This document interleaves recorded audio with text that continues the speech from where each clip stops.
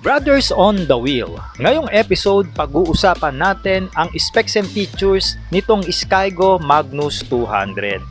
At ito mga brothers ay parating pa lang. Wala pang ang inanunsyo ang kumpanya dito ng Skygo kung kailan ang official launching at official price nito. Kaya habang naghihintay tayo mga brothers, pag-usapan muna natin kung anong meron dito sa parating nila na cruiser bike. Ito nga yung si Magnus 200. Kaya naman bago tayo magpatuloy sa mga naisuportahan ng ating YouTube channel at Facebook page, baka naman pwede kayo mag-subscribe at mag-follow. At syempre pa, i-like nyo na rin ang ating episode. Kaya mga brother, let's go sa go! Get ready.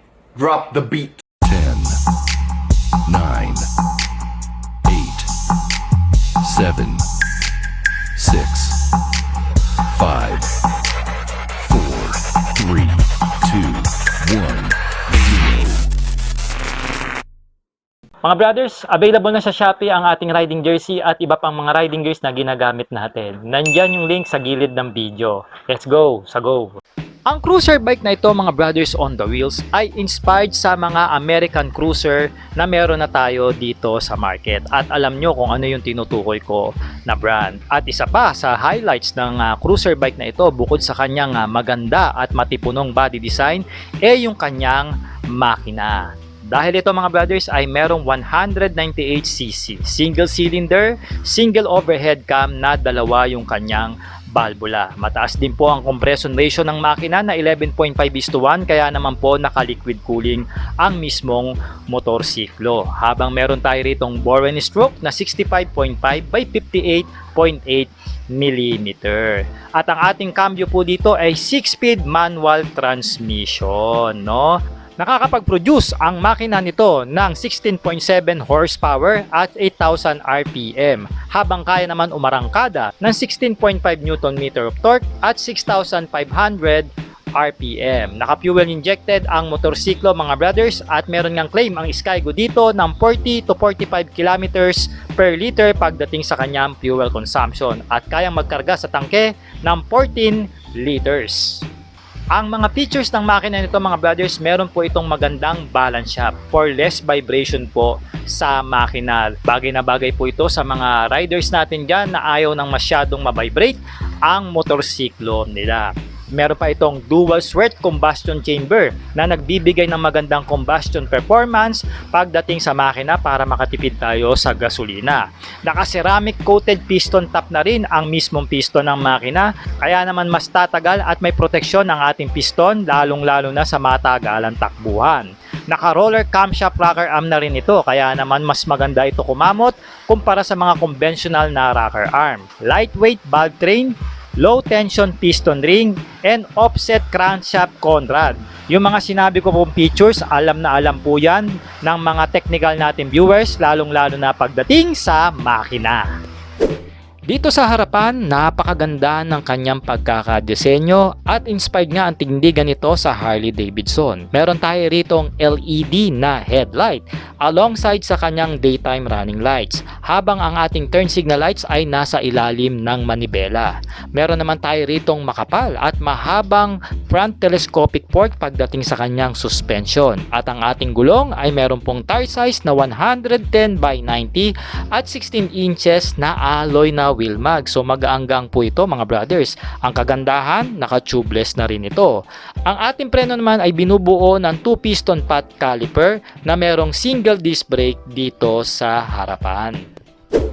Dito sa likod mga brothers on the wheel, mala softtail nga ang datingan ng kanyang taillight na pinaiilaw na rin ng LED, habang ang turn signal lights natin dito ay nakalabas po na valve type naman ang kanyang ilaw. May sariling ilaw ang ating plaka dito with the reflectors at tama lang naman ang haba ng kanyang rear fender. Meron tayo ritong tire size mga brothers na 130 by 90 at 15 inches wheel mag. Syempre pa naka-tubeless na rin yan, habang naka-mechanical drum brake naman ang preno natin dito sa likod at suportado po ito ng dual shock suspension na adjustable.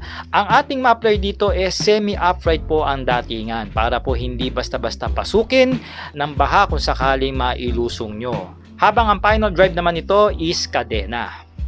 Mga Brad, sale ngayon sa Lazada na up to 80% tapos may free shipping pa. Baka gusto mo mag-shopping ng motorcycle parts and gear.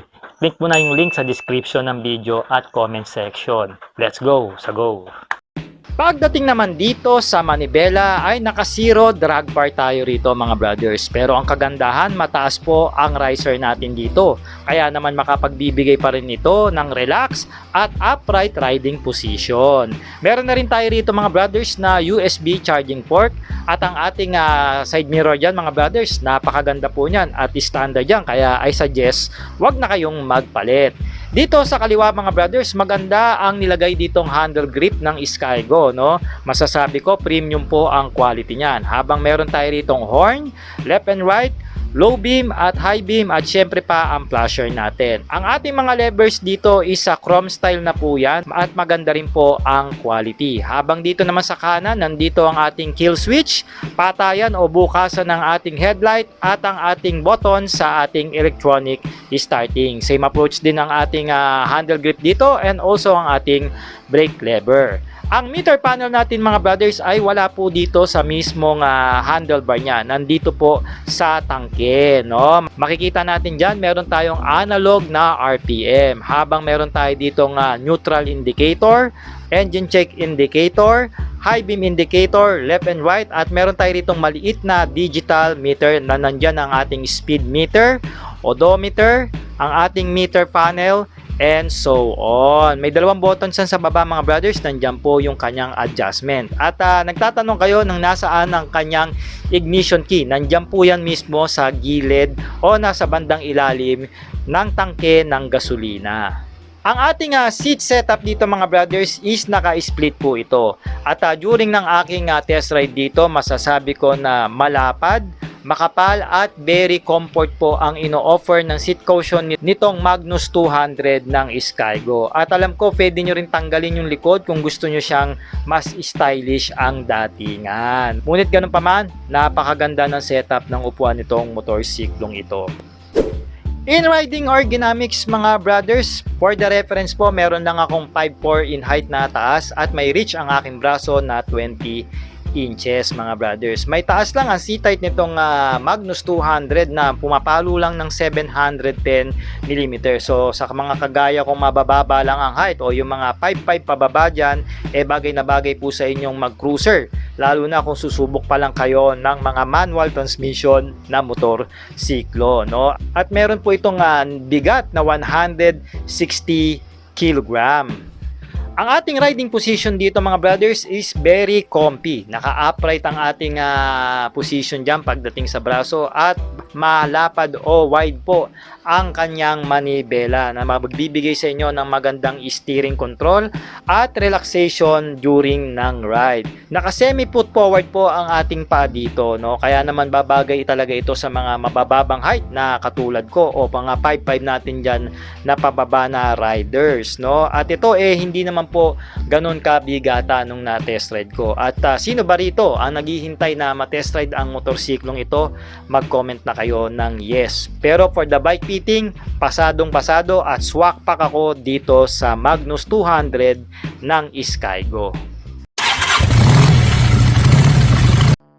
So maraming ang tanong ang karamihan kung ano daw ba talaga ang presyo nitong Skygo Magnus 200. To be honest mga brothers, kahit ako wala pa akong idea. Pero ang sa akin, ang estimated ko dito dahil sa mga binigay o sa mga napag-usapan nating specs and features, papalo po itong motorsiklo nito na 100,000 pesos pataas, no? Katulad din po sa mga magiging kakompetensya niya sa market. At ito sigurado mga brothers ay mailalabas ng Skygo ngayong taon dahil po nasa planta na ang mga stock at waiting na lang po ma-process ang mga papeles at syempre pa na magkaroon ito ng official launching, no? At sana po ma-invite tayo ulit ng Skygo Motorcycle Philippines once na nilaunch na ito dyan po sa Cebu, Lapu-Lapu.